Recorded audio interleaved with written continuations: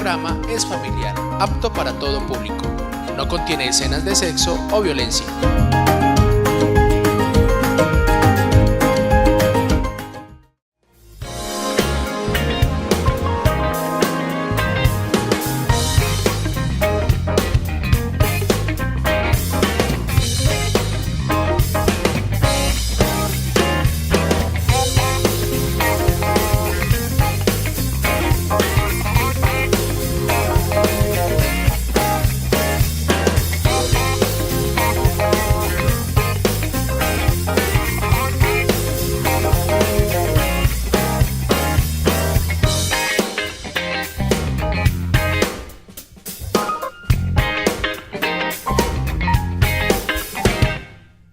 Muchas gracias por aceptarme otro diálogo y poder seguir como compartiendo un poco más sobre los temas, Padre Eduard, porque son muchas las dudas que a nosotros como fieles se nos van generando, ¿cierto?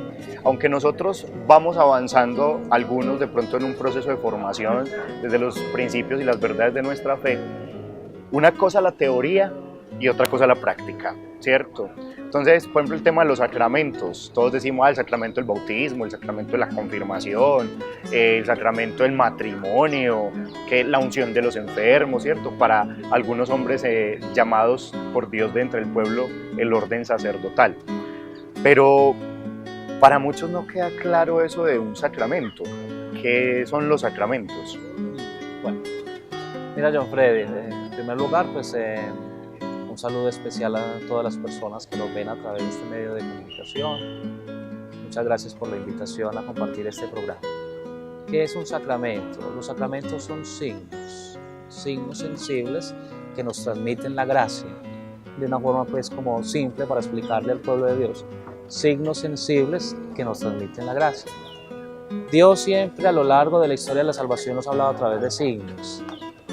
No solamente en el Nuevo Testamento, sino también en el Antiguo Testamento. De hecho, Santo Tomás, en la Suma Teológica, cuando habla de los signos del Antiguo Testamento, los denomina como sacramentos del Antiguo Testamento, que lógicamente no se equiparan a los sacramentos del Nuevo Testamento, que son muy distintos, porque los del Nuevo Testamento, que son estos 7 sacramentos que nos ha enseñado la Iglesia desde la catequesis, contienen y transmiten la gracia, mientras que los sacramentos del Antiguo Testamento son aquellos signos que prefiguraron de alguna forma los sacramentos del Nuevo Testamento, ¿cierto? Eso es un sacramento, es un signo mediante el cual Dios nos transmite la gracia. Cabría una pregunta, ¿pero por qué Dios nos transmite la gracia a través de los sacramentos? Ahorita te lo decía. Porque Dios siempre nos ha venido hablando a través de signos sensibles. A través de lo sensible nosotros podemos comprender el poder de Dios. Si ¿cierto? yo no accedo a ningún sacramento, entonces me quedé sin la gracia de Dios. Mira, la Iglesia nos enseña desde la catequesis que por lo menos el sacramento del bautismo es fundamental, ¿cierto? O sea, los demás son como un añadidito. No. Por lo menos el sacramento del bautismo es fundamental para la incorporación no solamente en la Iglesia, sino también para la recepción de la gracia, pero no de una manera plena. Cada sacramento tiene su especificidad y transmite la gracia, ¿cierto?, de Dios, específicamente de acuerdo a lo que es el sacramento. ¿Qué pasa con la gente que no se bautiza? Con la gente que dice, yo no creo en ese tipo de cosas, creo en Dios sí, pero en la Iglesia no, ¿cierto? Y entonces dice, ¿para qué me voy a bautizar? Mira, es muy sencilla la respuesta, John Freddy. El sacramento del bautismo, en primer lugar, nos hace hijos de Dios, miembros de la Iglesia, y nos hace cuerpo místico de Cristo.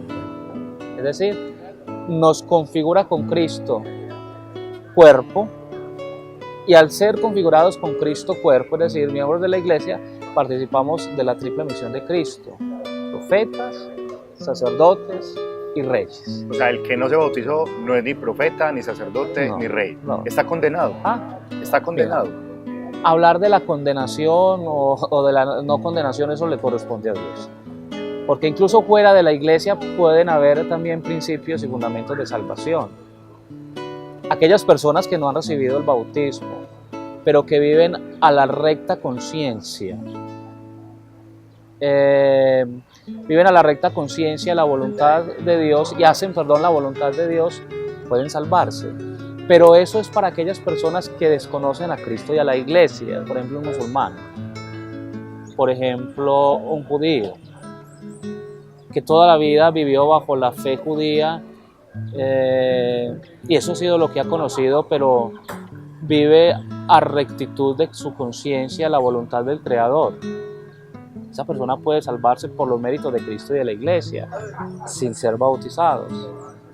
Todo esto que te he preguntado en cuanto a lo que es sacramentos y bueno, todo eso que ya hemos dialogado hasta ahora va con una finalidad. La finalidad propia es, me quiero centrar en uno de los sacramentos, que es el matrimonio. ¿Por qué matrimonio? ¿Por qué no se llamó de otra forma? Mira, el matrimonio es una alianza entre el hombre y la mujer, querida por el Creador. Eso fundamentalmente es el matrimonio. Así lo llamemos matrimonio, así lo llamemos alianza, el nombre es lo de menos, es accidental. Lo importante es la alianza que se da entre el varón y la hembra. Matrimonio o alianza matrimonial o pacto matrimonial, todos esos son sinónimos que nos llevan a hablar de la unión entre el hombre y la mujer. Es opción que hace el hombre y la mujer para unirse el uno hacia el otro hasta que la muerte los separe, como lo ha querido el Creador. ¿Qué pasa si una persona se va a vivir en unión libre? Es decir, desde la estructura de la iglesia uno ve que no pueden comulgar porque no están en comunión plena con Dios, ¿cierto? Pero, ¿por qué? Es decir, es que tú haces una cosa y no me excomulgas, por favor. Tenemos personas que van al templo, casadas, bajo la fe de la iglesia, y viven como perros y gatos. Y van y comulgan como si nada. Tenemos gente que no está dentro del protocolo de la iglesia, casados, ¿cierto? Permíteme el término, yo sé que lo rebajé demasiado, pero no están casados, pero viven muy bien, viven plenos, y a ellos se les dicen no pueden comulgar. ¿Por qué? Solo porque no han cumplido con el rito de ir ante uno de ustedes y decirle, vea usted, hombre que representa a Dios en la tierra, yo quiero decirle a Dios delante de usted, por medio de la unión que nosotros dos estamos haciendo, que pues que nos vamos a comprometer para el resto de la vida. Solo por eso podríamos decir que no están en comunión. Mira, John Freddy, tanto como la pareja casada que viven como perros y gatos, que visto los términos que tú utilizaste, como aquellos que están en unión libre no se deben acercar al sacramento del matrimonio, porque ninguno de los dos está en gracia. No quiere decir que porque aquellos casados... El matrimonio de la comunión. Perdón, sí, acercarse a la comunión eucarística. No quiere decir que aquellos que están casados, que han recibido el sacramento del matrimonio, como los que viven en unión libre, puedan recibir el matrimonio en determinadas circunstancias. La Iglesia siempre enseña que para recibir la comunión eucarística debemos estar en gracia de Dios. Pero si se casó, recibió la gracia. Sí, pero es que esa gracia se pierde también. La vamos perdiendo nosotros a través de nuestros actos, cuando caemos en el pecado. Acuérdate que la gracia se va perdiendo cuando caemos en pecado, y por eso necesitamos del sacramento de la penitencia. Y tanto aquellas personas que van a recibir la comunión eucarística, así estén casados, hayan recibido el rito, ¿cierto?, del sacramento del matrimonio, como aquellos que están en unión libre, que por estar en unión libre tampoco lo pueden hacer. Así no estén en gracia, pero y no estén bajo el sacramento de la penitencia. El matrimonia no es una unión libre, porque No. Es que cuando, mire que Lo una que de pasa las es que preguntas que nosotros, ustedes hacen es, sí, pero John ¿viene Freddy, mira, libre? pero ¿Vienes? no podemos confundir la unión libre con el matrimonio. Está bien que para acercarse al sacramento del matrimonio tiene que haber plena voluntad. La voluntad es fundamental, porque si no hay voluntad, eso puede ser un caso de nulidad matrimonial. Ninguno de los dos puede llegar cohibido. Tiene que haber plena libertad. Pero una cosa es eso con lo que tú llamas unión libre. ¿Qué es la unión libre? Es la unión entre un hombre y una mujer que han querido acercar su vida fuera de la comunión eclesial. Ahora, eso no quiere decir que no siga siendo bautizado, sigue siendo cristiano. Pero bueno, tú utilizas una palabra Y para ahí estas clave. personas, espérate, y para estas personas que están en unión libre, la iglesia tiene también otro proceso distinto. No quiere decir que porque reciban la comunión aquellos que están en unión libre, entonces ya están en comunión con Cristo y con la iglesia. Antes, al contrario, no recibiendo la comunión, están en comunión con Cristo y con la iglesia. Eso, tú utilizaste esa palabra clave. Entonces, el que se va a vivir en unión libre no está en comunión con la iglesia, pero ahora menciona la otra partecita, en comunión con Cristo. El que está en unión libre no está en comunión con la iglesia, pero no quiere decir que no esté en comunión con Cristo, Es que, porque ellos están mira, viviendo John Freddy, inclusive quien no otro está estilo. en comunión con la iglesia no está en comunión con Cristo. Acuérdate que la iglesia es el cuerpo místico de Cristo y Cristo ha querido asumir a la iglesia en su camino de salvación. Por eso la iglesia, dice el Concilio Vaticano II, es signo e instrumento de salvación, que en otros términos más teológicos vendría a ser sacramento de salvación, es signo e instrumento de salvación aquí en la tierra. Si una persona en unión libre comulga, ¿qué pasa? No está en comunión con Cristo y con la iglesia. ¿Cuál es la consecuencia? Mira, ¿cuál es la consecuencia? La primera consecuencia es que está interrumpiendo la comunión. Es que el ya no estar en comunión con Cristo y con la iglesia es la principal consecuencia. ¿A qué deriva esa consecuencia? Que no está en gracia. ¿Cierto? Pero se murió, la persona murió, ¿qué es lo que hablamos? Por ejemplo, ya tú dijiste, no, la condenación, la salvación, eso lo debe hablar es el Señor, ¿cierto? Sí. Pero desde los principios de la fe, uno dice, ve, se murió y vivía en unión libre. ¿Qué se cree que pueda pasar con esa persona? Solamente Dios lo sabe. O sea, la iglesia Nosotros en cuanto a eso no habla nada de eso. Solamente Dios lo sabe. Solamente Dios lo sabe y confiamos que la misericordia de Dios actúe en esa persona. Ya nosotros entrar a un debate si se condena o si se salva, eso le corresponde solamente a Dios. La iglesia, siguiendo los principios del Evangelio, nos enseña que el matrimonio es esencial en la comunión con Cristo y también en la comunión como institución eclesial. Y más como cuerpo místico de Cristo. Hablemos desde un punto de vista más que jurídico, hablemos desde un punto de vista espiritual.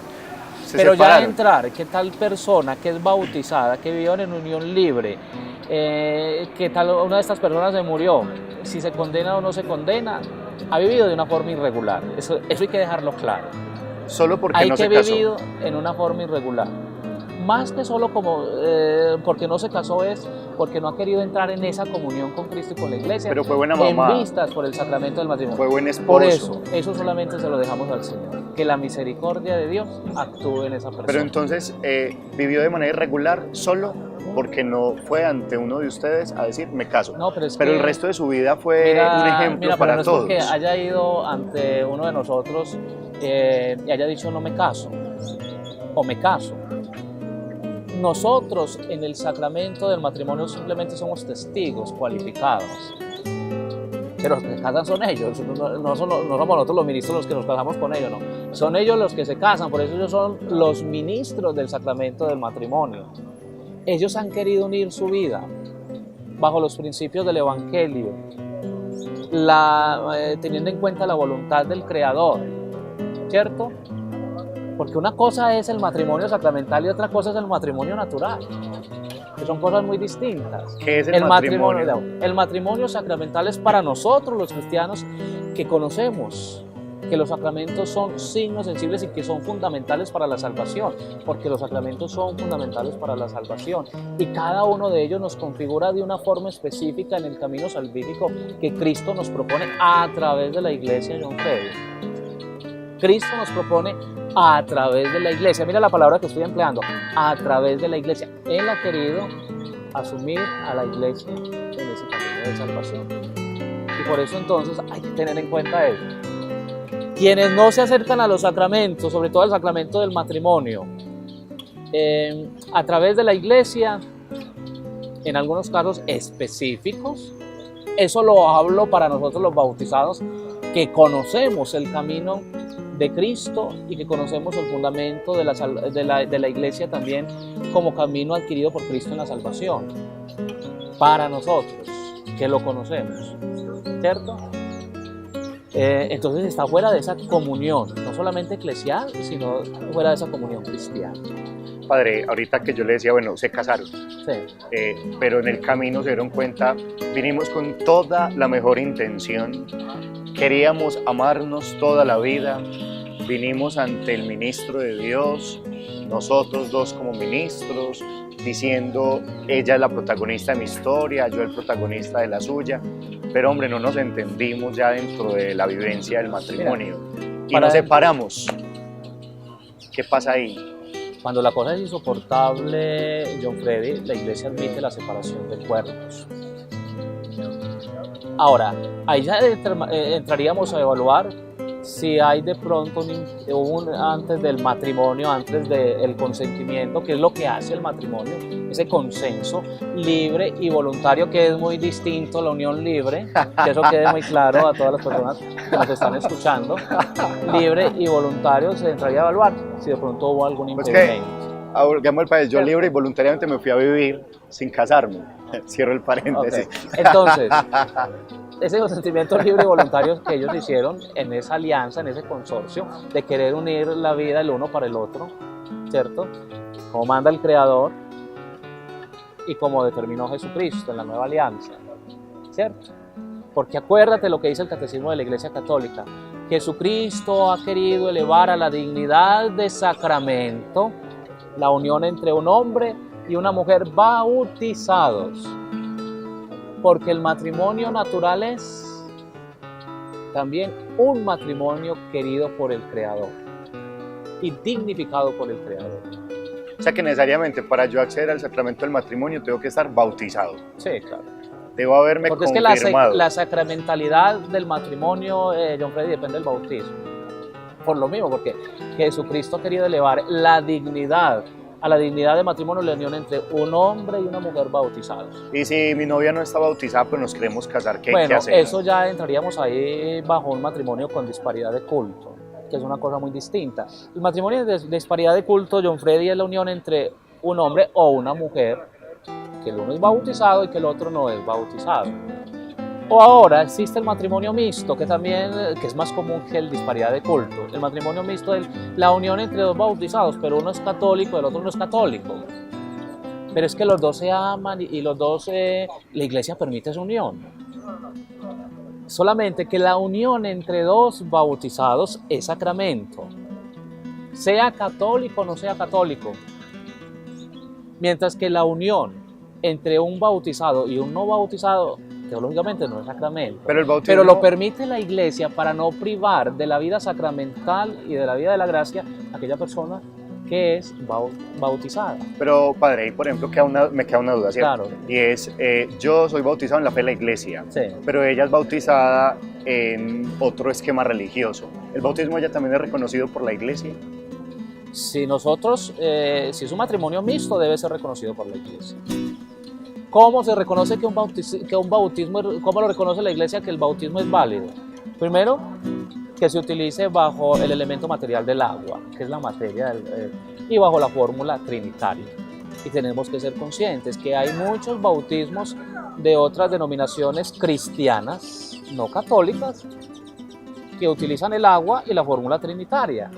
La iglesia reconoce esos bautismos como bautismos válidos. Y es ahí donde se puede dar el matrimonio mixto. Si no se da bajo esas dos situaciones o requerimientos, no es bautismo. Por tal motivo ya no hablamos de un matrimonio mixto, ni tampoco es sacramento. ¿Ya? Un caso muy común, por ejemplo, la unión entre un luterano y una católica. Es un matrimonio mixto. Ahora, eso no se puede realizar así como así, para eso existe también una normativa de la iglesia.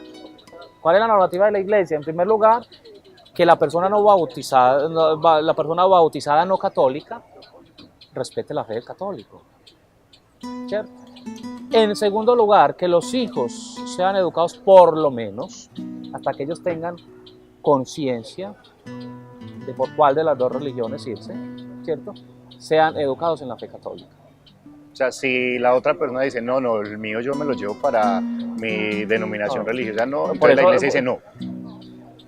A no ser que ya el muchachito tenga plena conciencia y decida, no, es que yo quiero ser No, pero luterano. los primeros años, Debe ser bautizado obligatoriamente en la fe católica. la fe católica. O sea, la iglesia dice, no, sí, los dejamos, Los pero hijos deben esto ser hay que hacerlo así. bautizados en la fe católica. Bueno, padre, yo le hice una ¿Por pregunta qué? y nos Porque fuimos es por las que ramas. la iglesia tiene que velar por la educación cristiana, católica de ese niño, de esa niña. Ya cuando ya tenga plena conciencia de si decide irse y se siente más identificada por la fe luterana, ya es una cuestión de ella. Pero, ¿y si los luteranos le dicen, ahorita voy con la otra pregunta que le decía Ah. que no íbamos por las ramitas, si el luterano, que es el ejemplo que usted está utilizando, dice, no, es que nosotros le vamos a dejar también que se case allá, pero los primeros años del niño son en la fe luterana? ¿Qué dice la iglesia? No, por eso. Ya te estoy diciendo los requisitos para que sea Pero un dice, matrimonio no, y ya. mixto. Por eso, antes de, Y si lo llevamos a las dos partes. antes de, debe haber un compromiso. Antes del consentimiento debe haber un compromiso de ambos. Verbal o escrito. Bueno, ya la iglesia tiene su método para todo esto, para todas estas cuestiones y todas esas cosas. Lo importante es el compromiso voluntario, ¿cierto? Que haya la voluntad por parte del no católico de que se respete estos derechos que exige la iglesia para que haya un matrimonio mixto. Padre, ahorita yo le decía que de pronto una pregunta quedó ahí en el aire y Sí. pues bueno, la quiero hacer ya para finalizar este diálogo. Bueno, me separé. La iglesia está de acuerdo con la separación de los cuerpos, pero no con el divorcio, sino con la nulidad. ¿Qué es eso? Mira, John Freddy, la iglesia nunca está de acuerdo con el divorcio. Y no es que la iglesia cuando hace un proceso de nulidad matrimonial determine un divorcio. Eso hay que dejarlo claro, no. Simplemente la iglesia declara que tal acto matrimonial no se realizó, no se dio, porque faltó un elemento que era fundamental para la constitución del matrimonio. ¿Cuáles son esos elementos? Hubo de pronto algún impedimento, ¿cierto? Hubo algún impedimento. Hubo algo que impidió que esa alianza se constituyera en una real alianza matrimonial. Entonces eso es lo que la iglesia declara, porque sería una contradicción que lo que hoy le dijimos sí, mañana no. Simplemente declara que tal acto no fue un matrimonio en el sentido pleno de ¿En la qué palabra. consiste eso de la separación de cuerpos? Mira, es cuando ya la cosa de pronto, sobre todo por la parte de la convivencia, se ve que se ha vuelto insoportable. No está beneficiando ni al uno ni al otro. Pero no hay un impedimento, o no hubo un impedimento para el matrimonio. Ahí la iglesia permite que los cuerpos se separen. O todo lo contrario, mientras se declara a través de los tribunales de la iglesia, los tribunales eclesiásticos, que hubo un impedimento para el sacramento del matrimonio, en el momento del consentimiento, la iglesia permite que haya esa separación. ¿Cierto? Pero entonces la persona está obligada a estar el resto de la vida sola, o sea, no se puede volver a enamorar, nada de eso. Si la iglesia declara que declara una nulidad matrimonial, es decir, que en el momento del consentimiento hubo algo que impedía la alianza matrimonial, precisamente la iglesia puede volver a contraer matrimonio. Aquellas personas pueden volver a contraer matrimonio por la iglesia, no hay ningún problema. Pero si no se llega a clarificar que hubo un impedimento, algo que de pronto no constituyó el matrimonio, ahí la persona no tiene que, así esté separada de cuerpo, ¿cierto?, de su cónyuge, no se puede olvidar que sigue siendo su cónyuge. Padre, pero eso no sería algo como injusto. Nosotros hablamos de que Dios nos da segundas oportunidades. Y sí, bueno, la primera vez no funcionó y no hubo nada que declarara nulidad. Pero me conocí con otra en el camino. Mira, John Freddy, por ¿No eso, es mi segunda oportunidad? Por eso, John Freddy, se pide por parte de la iglesia que haya un discernimiento profundo y claro sobre lo que significa el matrimonio, sobre los deberes y los derechos del matrimonio, sobre lo que es el matrimonio. Y para eso hay una catequesis presacramental, que es lo que nosotros tradicionalmente llamamos los cursillos. ¿Cuál es el problema de la gente, John Freddy? Que la gente se toma eso como un tema muy deportivo, ¿cierto? Simplemente miran esto como un requisito. Si nosotros tomáramos los cursillos o la catequesis prematrimonial como un momento también específico para ver si estamos preparados para el sacramento del matrimonio, la cosa sería distinta. Pero a veces nosotros vemos esto de una forma muy diferente. Vamos al cursillo, porque nos toca ir, simplemente es un requisito que nos pide la iglesia, que tenemos que hacer, que tenemos que realizar. Es lo único que nos falta para el matrimonio. Pero así no es. Si nosotros viéramos esto como un momento incluso para mirar si estamos preparados para la vida matrimonial, si incluso esta persona es la persona adecuada, que por eso también pedimos que el noviazgo sea un momento de discernimiento para saber si somos capaces con la vida sacramental.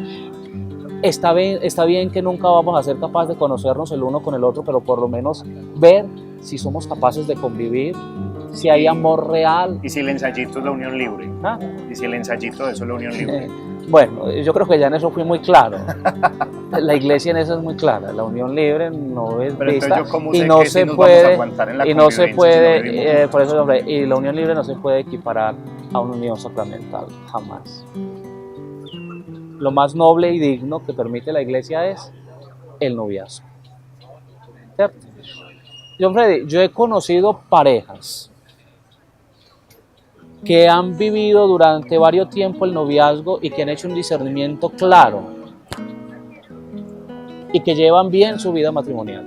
Ahora, lo que pasa es que nosotros pensamos que la vida matrimonial está, todo es felicidad, todo es alegría, y también en la vida matrimonial está la cruz, como en la vida sacerdotal y como en otros ámbitos de la vida del hombre. Cualquier estilo de vida, la sí, soltería. Claro, y más nosotros como cristianos tenemos que configurarnos con la cruz. Es fundamental. Entonces al primer problema ya salimos corriendo. No, yo creo que el matrimonio también hay que asumirlo con responsabilidad, y yo conozco innumerables familias, porque no es una ni dos, son muchas familias las que yo conozco que han sabido sobrellevar las dificultades y que son felices en su matrimonio. De hecho, conozco un hogar de más de 50 años de casados. Y han tenido sus dificultades, y han tenido sus cosas, sus problemáticas, sus situaciones, adversidades, en fin. Pero han perseverado y son una familia digna dentro del cristianismo. Padre, pues ese Entonces, tema es... John Freddy, para terminar, esto no va en tanto la institución del matrimonio, no va tanto en eso, sino que eso va en la persona. O sea, la madurez con la que se debe asumir el proceso. Eso va en la persona, eso va en la persona.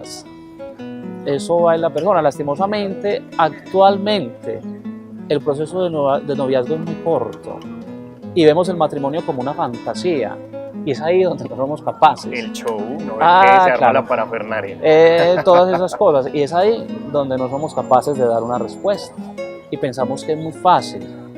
Es muy bonito, pero también requiere de ciertos esfuerzos, dedicaciones y de cierta madurez para poder perseverar en el sacramento del matrimonio. Padre, el tema es muy interesante, pero el tiempo pues ya se va acabando, si no es que ya se acabó, que por allí ya nos están haciendo caras hace rato. Pero bueno, primero agradecerle por estar acá, segundo dejar dos cosas como conclusas para la gente. Lo primero es tomarnos en seriedad todo el proceso del noviazgo, discernir muy bien la relación que estamos viviendo para determinar si finalmente es con la persona con la que estaríamos dispuestos a pasar el resto de la vida, tanto las buenas como las malas situaciones, ¿cierto? Y lo segundo, también entender que dentro del matrimonio los que nos comprometemos somos, usted lo decía ahorita, los dos ministros somos los novios, que llegamos hacia el lugar, y pues ojalá hacerlo de una manera sincera de corazón para evitarnos malos entendidos en el camino, donde en realidad no es la iglesia la que a nosotros nos oprime, sino como institución, ¿cierto? Sino que somos nosotros de pronto los que no hemos logrado llevar un buen proceso. Es eso, ¿me queda claro? Sí. Bueno, queda señor. muy claro, y ya para finalizar, pues, una invitación a todas estas personas, sobre todo a los jóvenes, para que vivan una buena experiencia de noviazgo, una experiencia sana, una experiencia de conocimiento, que no se tomen las cosas como relajo. Lastimosamente en eso hemos caído en nuestro mundo actual, un relajo, y nos mantenemos probando aquí, probando allá, y por eso no hay una experiencia seria, que es fundamental también para el proceso en vistas a un matrimonio futuro. Padre, muchísimas gracias. Muchas gracias. Estamos hablando. Con el apoyo de la